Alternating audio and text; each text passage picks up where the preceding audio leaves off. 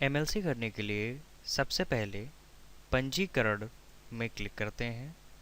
इसके बाद चिकित्सीय न्यायिक मामला एमएलसी में जाकर चिकित्सीय न्यायिक मामला का पंजीकरण पर क्लिक करते हैं।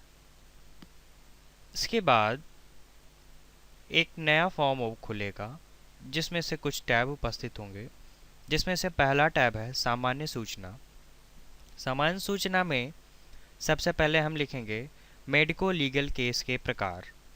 मेडिको लीगल केस के प्रकार में हम उसका प्रकार इस लिस्ट में उपस्थित किसी एक प्रकार को चूज़ कर सकते हैं। और अगला है मेडिको लीगल केस संख्या। इसमें से मेडिको लीगल केस संख्या इसमें ऑटोमेटिक लिख जाएगी। और अगला ऑप्शन है रिपोर्टिंग की तिथि, जिसमें से इस कैलेंडर में उपस्थित हम रिपोर्टिंग की तिथि लिख सकते हैं। और अगला है सामान्य दैनिकी संख्या। सामान्य दैनिकी संख्या में हम इसके पहले लिखी हुई जीडी को खोजे में क्लिक करके इसमें खोजकर इस फॉर्म के साथ अटैच कर सकते हैं। और अगला है एफआईआर संख्या। अगर इसके पहले कोई एफआईआर की गई है तो उसकी संख्या इस खाने में हम लिख सकते हैं। अगला है ट्रेन दुर्घटना के प्रकार। अगर यह एमएलसी ट्रेन दुर्घटना के कारण हुई है तो इस लिस्ट में उपस्थित ट्रेन दुर्घटना के प्रकार को हम सिलेक्ट कर सकते हैं। अगला है ईओ/आईओ के नाम।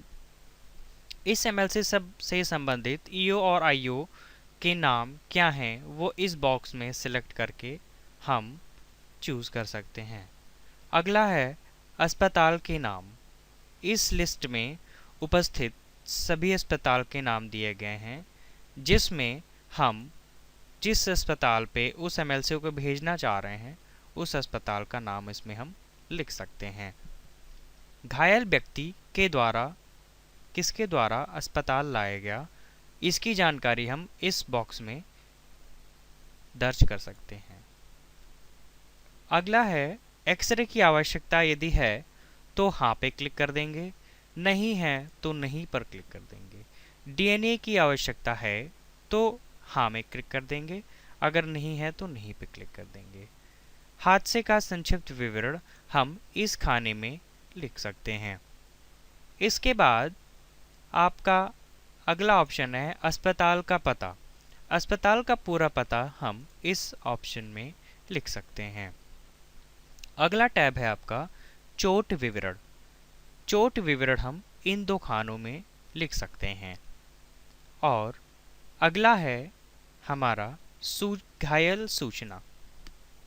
घायल सूचना में हम घायल की सूचना के अंतर्गत उसकी यूआईडी, उसका नाम, प्रथम नाम, मध्य नाम, अंतिम नाम, संबंध प्रकार, रिश्तेदार का नाम और उसकी जन्म तिथि, उम्र, लिंग, राष्ट्रीयता, घायल व्यक्ति के अन्य विवरण, इस प्रकार से सभी विवरण जो इसमें उपस्थित हैं हम इसके अंतर्गत दर्ज कर सकते हैं।